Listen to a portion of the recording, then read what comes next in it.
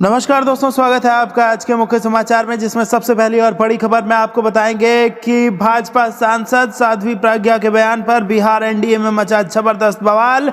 JP Nadda से बोले जीतन राम मांझी कि अपनी सांसद को समझा दीजिए। इसी के साथ दूसरी बड़ी खबर में आपको बताएंगे कि शिवसेना का केंद्र सरकार पर हमला, कहा चर्चा से बचने के लिए टाला गया शीतकालीन सत्र।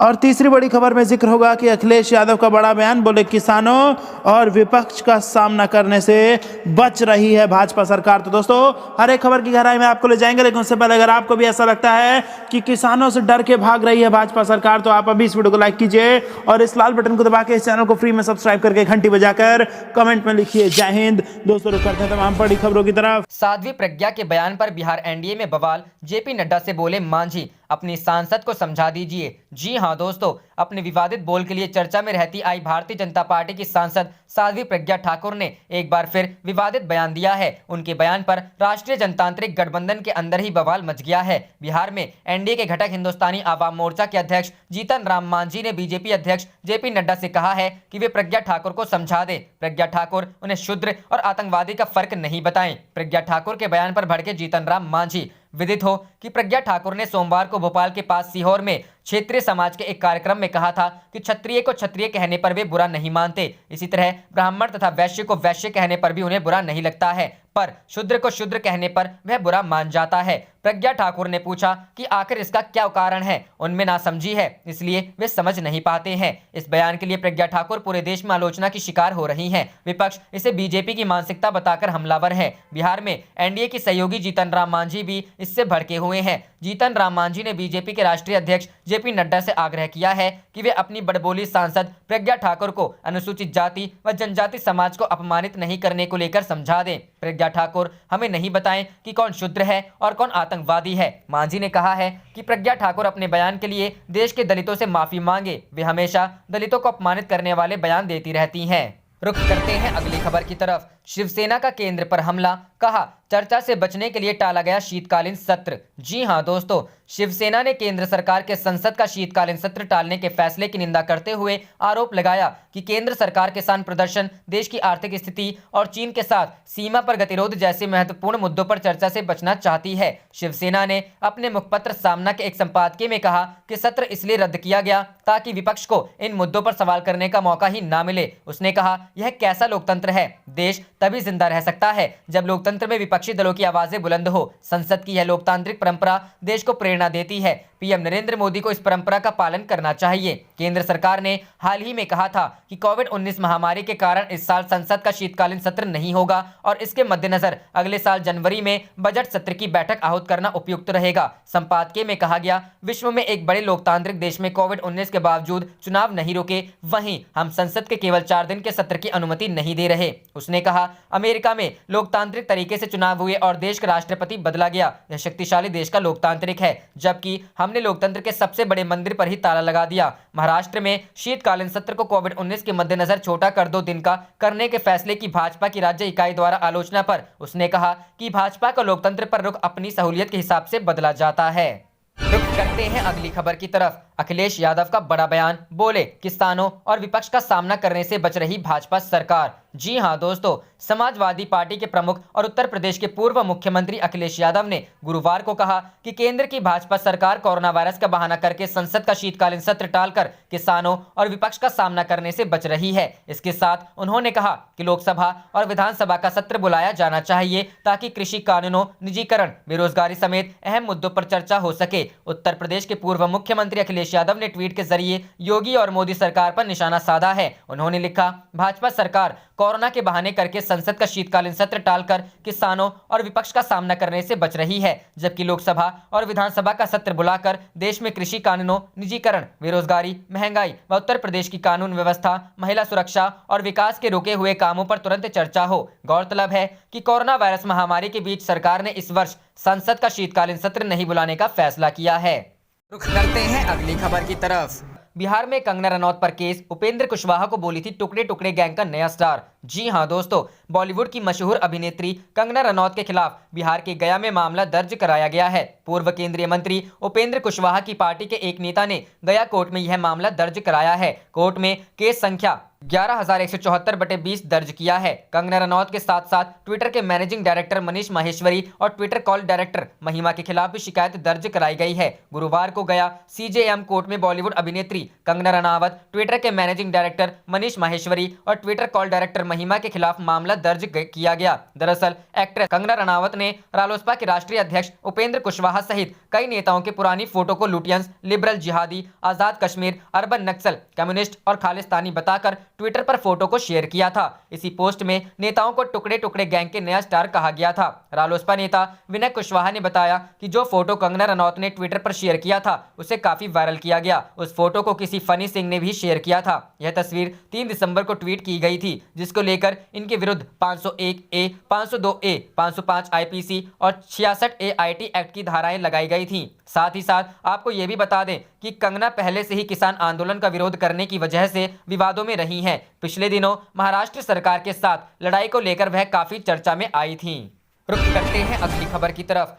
ड्राई स्टेट होने के बाद भी महाराष्ट्र से अधिक शराब की खपत बिहार में, क्यों? RJD। जी हां दोस्तों, कांग्रेस के विधायक अजीत शर्मा की तरफ से मुख्यमंत्री को लिखे गए लेटर को लेकर अब सबके बयान सामने आ रहे हैं। इसी पर RJD के प्रवक्ता मृत्युंजय तिवारी का भी बयान शराबबंदी पर आया है। उन्होंने कहा कि बिहार का हाल फिलहाल क्या है सबको पता है। जब शराबबंदी कानून लागू हुआ था तब RJD और कांग्रेस गठबंधन की सरकार में थी, लेकिन जब से बीजेपी सरकार में आई उसके बाद से बिहार का और बुरा हाल हो गया है। अब शराब की होम डिलीवरी हो रही है। जो शराब 100 रुपए की थी अब वही 1000 रुपए में मिल रही है। वहीं मृत्युंजय तिवारी ने बताया कि नेशनल फैमिली हेल्थ का सर्वे के अनुसार बिहार ड्राई स्टेट होते हुए भी महाराष्ट्र से ज्यादा शराब की खपत है। उनकी मांग है कि सरकार इस सर्वे रिपोर्ट पर जवाब दे। उनका कहना है कि क्योंकि जब हर थाना और हर जगह शराब मिल रही है और पकड़े गरीब लोग जा रहे हैं, नौजवानों को होम डिलीवरी में लगा दिया गया है, तो शराबबंदी का क्या फायदा? शराबबंदी की समीक्षा होनी चाहिए। रुख करते हैं अगली खबर की तरफ। किसान आंदोलन को अब खाप पंचायतों का भी समर्थन, टिकैत बोले किसान के सम्मान की लड़ाई। जी हां दोस्तों, दिल्ली की सीमा पर कृषि कानून के खिलाफ किसानों का आंदोलन 22वें दिन भी जारी रहा। गाजीपुर बॉर्डर पर किसानों की महापंचायत हुई। इसमें खापों के प्रतिनिधि शामिल हुए। इन सभी प्रतिनिधियों ने किसानों को अपना समर्थन दिया। इस दौरान नरेश टिकैत ने कहा, फैसले का मूड बनाओ लेकिन किसानों का सम्मान बचा रहना चाहिए। गाजीपुर बॉर्डर पर बालियान खाप के मुखिया नरेश टिकैत, लाटियान खाप के मुखिया मास्टर वीरेंद्र सिंह, देसवाल खाप की मुखिया शरणवीर, चौगामा खाप के मुखिया देवी सिंह आदि शामिल हुए। इसके अलावा गठवाला खाप, अहलावत खाप, खाटियान खाप और मूड़े खाप आदि के प्रतिनिधि शामिल हुए। भारतीय किसान यूनियन के राष्ट्रीय अध्यक्ष नरेश टिकैत ने गाजीपुर बॉर्डर पर किसानों को संबोधित करते हुए कहा कि हर समस्या का समाधान है, लेकिन इस समस्या का क्या समाधान हो सकता है, हमें इतनी उम्मीद नहीं थी जितना सरकार ने बात खींच दी। अब किसान के मान सम्मान की बात बन गई है। आप लोगों की परीक्षा की घड़ी आ गई है। मैं सारे संगठनों को धन्यवाद देता हूं। कोई भी संगठन पीछे नहीं है, हर संगठन किसानों की लड़ाई लड़ रहा है। गाजीपुर बॉर्डर पर खाप चौधरी आए हुए हैं। ये सभी खाप चौधरी बहुत जिम्मेदार लोग हैं। गांव के मुख्य फैसले यही खाप के लोग करते हैं। इन सभी पर समाज को बचाने का बहुत बड़ा योगदान है। उन्होंने कहा कि किसानों के साथ साथ लोगों का भी पता है, हम भी इंसान हैं। जन समस्याओं की सारी जानकारी है। सरकार बस अफवाहें फैला रही है। हमारे किसान भाई शहीद हो गए, मुझे सुनकर बहुत बुरा लगा, खाना भी नहीं खा सका। आप सभी किसान हम सभी पर कितना विश्वास कर रहे हैं। कमेटी के 35 से 40 लोगों के सम्मान को कोई ठेस ना पहुंचे, इस बात का ध्यान रखें। हम फैसला चाहते हैं, सरकार पीछे हटे, हम भी पीछे हटने को तैयार हैं। एक उदाहरण देते हुए नरेश टिकैत ने कहा कि ना तुम जीतो ना हम हारें। करते हैं अगली खबर की तरफ। तेजस्वी यादव का नीतीश सरकार को अल्टीमेटम, 1 महीने में करे ये काम। जी हां दोस्तों, बिहार की मुख्य विपक्षी पार्टी राष्ट्रीय जनता दल ने बिहार की नीतीश कुमार के नेतृत्व वाली एनडीए सरकार को राज्य में व्याप्त भ्रष्टाचार को समाप्त करने और नौजवानों, छात्रों, संविदा कर्मियों और किसानों की मांगों को पूर्ण करने के लिए 1 महीने का समय दिया है। इस क्रम में तेजस्वी ने नीतीश सरकार के 1 महीने पूरे होने पर मुख्यमंत्री नीतीश कुमार पर कई मुद्दों को लेकर निशाना भी साधा है। बिहार विधानसभा में नेता प्रतिपक्ष तेजस्वी यादव ने बुधवार को एक बयान जारी कर कहा कि डकैती, झूठ, लूट, छल, प्रपंच और फरेब से बनी बिहार सरकार को आज 1 महीना हो गया है। सरकार में 2 उप मुख्यमंत्री और सबसे अधिक मंत्री, विधायक वाली बीजेपी के सांसद, विधायक और मंत्री ही प्रतिदिन अपनी लुटेरी सरकार की कार्यशैली, मुख्यमंत्री और पार्टी पर सवाल उठाते हैं। यादव ने अपने आधिकारिक ट्विटर हैंडल पर ट्वीट भी किया है। उन्होंने आगे लिखा, हमारी पढ़ाई, दवाई, कमाई, सिंचाई, सुनवाई और कार्रवाई और रोजी रोटी और स्थायी नौकरी जैसे जनसरोकारी मुद्दों आधारित सकारात्मक राजनीति को कुर्सीवादी लोग कभी नहीं हरा पाएंगे। आरजेडी नेता ने 1 और महीना देने की बात कहते हुए आगे कहा, चोरी की इस नई नवेली सरकार को 1 महीने का समय और दे रहे हैं ताकि वो प्रदेश में फैली रिकॉर्ड तोड़ बेरोजगारी को खत्म करने, नौजवानों, छात्रों, संविदा कर्मियों और किसानों की मांगों को पूर्ण करने, प्रशासन के कण कण में व्याप्त भ्रष्टाचार और प्रदेश के कोने कोने में स्थापित बेतहाशा अपराध को काबू करने की दिशा में ठोस कदम उठा सके। तेजस्वी ने मुख्यमंत्री नीतीश कुमार के चुप रहने पर भी सवाल उठाते हुए कहा कि मुख्यमंत्री विपक्ष के तर्कपूर्ण और तथ्यपूर्ण वाजिब सवालों का कभी भी उत्तर नहीं देते क्योंकि उनके पास जवाब ही नहीं होता। उन्होंने आगे लिखा, अगर विपक्ष का जवाब देने में किसी प्रकार की बची कुची प्रतिष्ठा का क्षरण होता है तो आप अपनी सरकार के सबसे बड़े सहयोगी, उनके मंत्री और जनप्रतिनिधियों की शंकाओं का ही लोकहित में जवाब दे दीजिए। रुक करते हैं अगली खबर की तरफ। बिहार, अनाज नहीं मिलने से नाराज सैकड़ों लोगों ने किया बवाल, अधिकारियों के साथ की हाथापाई। जी हां दोस्तों, बिहार के हाजीपुर में बुधवार को सैकड़ों की संख्या में महिलाओं और ग्रामीणों ने स्टेट हाईवे जाम कर बवाल काटा। खाद्य सुरक्षा योजना के तहत मिलने वाला अनाज नहीं मिलने और अधिकारियों के मनमाने रवैये से नाराज लोगों ने सड़क पर जमकर हंगामा किया। इधर घटना की सूचना पाकर घंटों बाद अधिकारी जब मौके पर पहुंचे तो प्रदर्शन कर रहे लोग भड़क गए और अधिकारियों से हाथापाई शुरू कर दी। इसके बाद किसी तरह पुलिस अधिकारियों ने लोगों को समझाकर शांत किया। मामला हाजीपुर सदर अनुमंडल के अंदरवाड़ा पंचायत का है। दरअसल ग्रामीणों का आरोप है खाद्य सुरक्षा से जुड़े अधिकारियों और हाजीपुर एसडीएम ने पंचायत के सभी 5 डीलरों को बारी बारी से बर्खास्त कर दिया। ऐसे में पिछले महीने से पूरे पंचायत के लोगों को अनाज के लिए दूर के पंचायत जाना पड़ रहा है। ग्रामीणों के अनुसार पंचायत डीलरों को बर्खास्त करने के लिए अधिकारियों ने जिस शिकायत को आधार बनाया था वो शिकायत ही फर्जी है। कालाबाजारी के मुफीद लोगों को लाभ पहुंचाने के लिए अधिकारियों ने पूरे पंचायत में अनाज का वितरण बंद कर दिया और दूसरे पंचायत से अनाज लेने की व्यवस्था कर दी। इधर इस संबंध में हाजीपुर के मार्केटिंग ऑफिसर कुंदन कुणाल ने कहा कि लोगों की शिकायत मिली है, जल्द ही इस पंचायत में अनाज मिलने की व्यवस्था की जाएगी। किसी को दूसरे पंचायत में नहीं जाने की जरूरत नहीं पड़ेगी। रुक करते हैं अगली खबर की तरफ। बिहार, कांग्रेस ने की मांग, शराबबंदी कानून वापस ले, नीतीश सरकार, करोड़ों का हो रहा नुकसान। जी हां दोस्तों, कांग्रेस विधायक अजीत शर्मा ने बिहार के मुख्यमंत्री नीतीश कुमार को एक पत्र लिखकर मांग की है कि या तो शराबबंदी कानूनों में संशोधन लाया जाए या इसे वापस लिया जाए। शराबबंदी को नीतीश कुमार की एक अच्छी पहल बताते हुए शर्मा ने कहा इसके पीछे सोच सही थी और इसलिए कांग्रेस पार्टी ने इसकी सराहना की, लेकिन इसका कार्यान्वयन सही नहीं है। शराबबंदी से जुड़े कड़े कानून के बावजूद बिहार में शराब का व्यापार और तस्करी फल फूल रही है। वर्तमान में माफिया ज्यादा कीमत लेकर उपभोक्ताओं को शराब की होम डिलीवरी कराने की पेशकश कर रहे हैं। कार्यान्वयन सही तरीके से न होने से पुलिस और आबकारी विभाग में भ्रष्टाचार हो रहा है और बेरोजगारी के कारण युवा अवैध कारोबार में आ रहे हैं। अजीत शर्मा ने आगे कहा, शराबबंदी के बाद बिहार सरकार को भी हर साल कई करोड़ का राजस्व का नुकसान भी हो रहा है। बता दें कि इससे पहले बिहार के पूर्व मुख्यमंत्री जीतन राम मांझी ने भी कानून में संशोधन के लिए अपना मत व्यक्त किया था। आरजेडी के प्रवक्ता मृत्युंजय तिवारी ने कहा शराबबंदी सिर्फ एक दिखावा है और कुछ नहीं। वहीं जेडीयू के प्रवक्ता राजीव रंजन ने कहा मुख्यमंत्री नीतीश कुमार के इस बड़े फैसले से आधी आबादी प्रसन्न है। जब ऐसा कानून वापस लिया जाएगा तो उन्हें दुख होगा। इसने कई अपराध और सड़क दुर्घटनाओं को रोका है।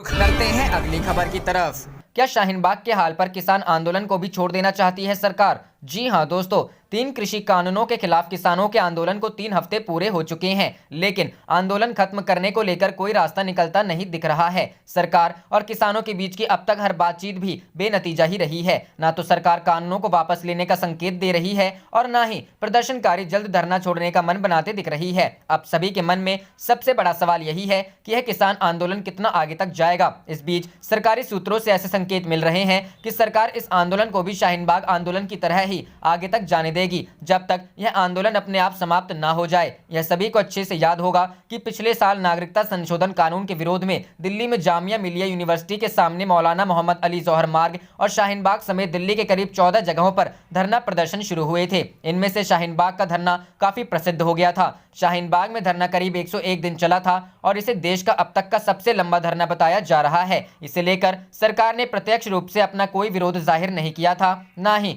इस आंदोलन को खत्म करने के लिए कोई कदम उठाया था। यह धरना कोरोना महामारी के चलते 24 मार्च को अपने आप खत्म हुआ था। इसी तरह यही अटकलें लगाई जा रही हैं कि जब तक यह किसान आंदोलन शांतिपूर्ण तरीके से चलता है तब तक उसे ऐसे ही चलने दिया जाएगा जैसा कि शाहीन बाग धरने के समय किया गया था। इसके पीछे की मुख्य वजह यह है कि सरकार यह बिल्कुल नहीं मानती कि यह किसान आंदोलन देश भर के किसानों की भावना का प्रतिनिधित्व करता है, क्योंकि तीनों कृषि कानूनों का विरोध मुख्य रूप से पंजाब के किसान ही कर रहे हैं, जो राजनीति से प्रेरित लगता है क्योंकि साल 2022 में पंजाब में विधानसभा चुनाव होने वाले हैं। अब फैसला प्रदर्शनकारियों को लेना है कि वे इस आंदोलन को और कितना लंबा खींच सकते हैं। रुक करते हैं अगली खबर की तरफ। किसान आंदोलन में शामिल संत बाबाराम सिंह आत्महत्या मामले में राहुल गांधी ने मोदी सरकार को लगाई फटकार, कही ये बड़ी बात। जी हां दोस्तों, केंद्र के कृषि कानूनों के खिलाफ जारी किसान आंदोलन के दौरान बुधवार को संत बाबाराम सिंह ने गोली मारकर खुदकुशी कर ली। घटना करनाल में बॉर्डर के पास हुई है। कहा जा रहा है कि संत बाबाराम सिंह किसानों पर सरकार के रवैये से आहत थे। इस मामले में कांग्रेस नेता राहुल गांधी ने मोदी सरकार पर बड़ा हमला बोला है। राहुल गांधी ने ट्वीट कर लिखा, करनाल के संत बाबाराम सिंह जी ने कुंडली बॉर्डर पर किसानों की दुर्दशा देखकर आत्महत्या कर ली। इस दुख की घड़ी में संवेदनाएं और श्रद्धांजलि। कई किसान अपने जीवन की आहुति दे चुके हैं। मोदी सरकार की क्रूरता हर हद पार कर चुकी है। जिद छोड़ो और तुरंत कृषि विरोधी कानून वापस लो। उधर मध्य प्रदेश के पूर्व सीएम और कांग्रेस प्रदेश अध्यक्ष कमलनाथ ने शोक व्यक्त करते हुए मोदी सरकार पर निशाना साधा है। कमलनाथ ने बुधवार देर रात ट्वीट कर घटना को दुखद बताते हुए कहा कि दिल्ली की सीमा पर पिछले 21 दिनों से 3 कृषि कानूनों के विरोध में चल रहे किसानों के प्रदर्शन में अभी तक कई किसान अपनी जान गंवा बैठे हैं। आज संत बाबाराम सिंह जी ने नानकसर सिंगरा वालों की किसानों के समर्थन में खुदकुशी की खबर बेहद दुखद। उन्होंने दुखी होते हुए अपनी जान दे दी। परिवार के प्रति शोक संवेदनाएं। मोदी सरकार पर निशाना साधते हुए कमलनाथ ने कहा कि पता नहीं केंद्र की मोदी सरकार कब नींद से जागेगी, किसान विरोधी इन काले कानूनों को कब वापस लेगी। रुक करते हैं अगली खबर की तरफ। किसान आंदोलन, गाजीपुर बॉर्डर पर आज होगी खाप महापंचायत, 150 गांव से पहुंचेंगे नेता। जी हां दोस्तों, 22 दिनों से चल रहे किसान आंदोलन में आज एक नया मोड़ आ सकता है। किसान नेताओं ने गाजीपुर बॉर्डर पर पश्चिमी उत्तर प्रदेश की खापों की महापंचायत बुलाई है। तकरीबन 150 गाँव से यहाँ पर अलग अलग खाप के नेता पहुंचने वाले हैं। 3 हफ्ते से ज्यादा किसान आंदोलन चल रहा है और यहाँ पर गाँव से पहुंचकर लोग इस आंदोलन को अपना समर्थन देंगे। पश्चिमी उत्तर प्रदेश जाटों का गढ़ माना जाता है और यहाँ पर सैकड़ों गाँव ऐसे हैं जहां पर खाप पंचायत चलती है। इस महापंचायत में बालियान खाप के 84 गांव, देश खाप के 84, गटवाला खाप के 52 गांव, बत्तीसा खाप के 32 गांव, अहलाबाद खाप के 11 गांव और चौगामा खाप के 4 गांव के नेता शामिल होंगे। भारतीय किसान यूनियन के मेरठ प्रमंडल के उपाध्यक्ष रविंद्र धोराजिया बताते हैं कि सरकार खाप नेताओं को आने से रोक टोक कर रही है। कई जगहों पर हाईवे पर पुलिस बल हमारे ट्रैक्टर ट्रॉली और किसानों के वाहनों को रोक रहा है। फिर भी बड़ी संख्या में किसानों और खाप नेताओं के आने की संभावना है। खाप पंचायत गुरुवार को दोपहर बाद शुरू होगी, जो शाम तक चलने की संभावना है। पश्चिमी उत्तर प्रदेश के अलावा हरियाणा के खाप पंचायत भी एक महापंचायत आज कर सकते हैं। किसान नेताओं की माने तो महापंचायत का रोल किसान आंदोलन को समर्थन भर देने का है, उनके नीति निर्देशन का नहीं। आगे की रणनीति तो किसान नेताओं के द्वारा ही तय की जाएगी।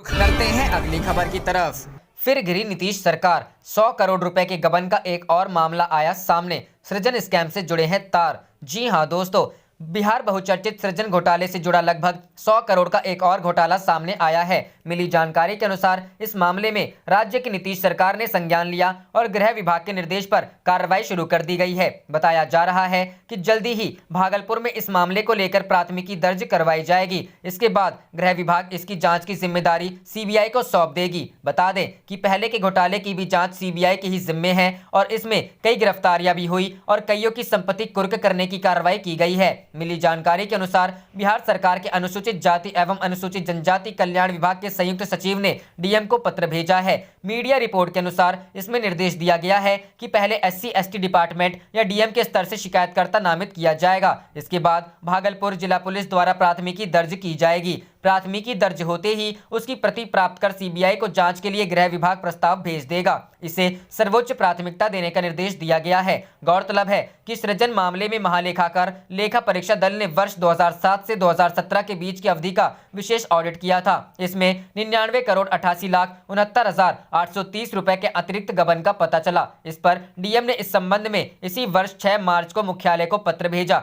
इसी पत्र के आधार पर SC/ST कल्याण विभाग के संयुक्त सचिव ने प्राथमिकी दर्ज करने का निर्देश दिया है ताकि इस मामले की भी सीबीआई जांच करवाई जा सके। बता दें कि सरकारी खातों से करोड़ों के घोटाले के सृजन मामलों की प्राथमिकी दर्ज होने की शुरुआत 7 अगस्त 2017 को हुई थी। बिहार सरकार ने सीबीआई जांच की सिफारिश 18 अगस्त 2017 को की थी। केंद्र सरकार ने सीबीआई जांच से संबंधित अधिसूचना उसी महीने की 21 तारीख को जारी की। 26 अगस्त 2017 को सीबीआई की टीम भागलपुर पहुंची। इसके साथ ही सीबीआई के जिम्मे प्रखंड कार्यालयों के खातों से हुए घोटाले के केस सौंपे गए। 3 साल बाद अब लगभग 99 करोड़ के गबन के नए मामले का पर्दाफाश हुआ है।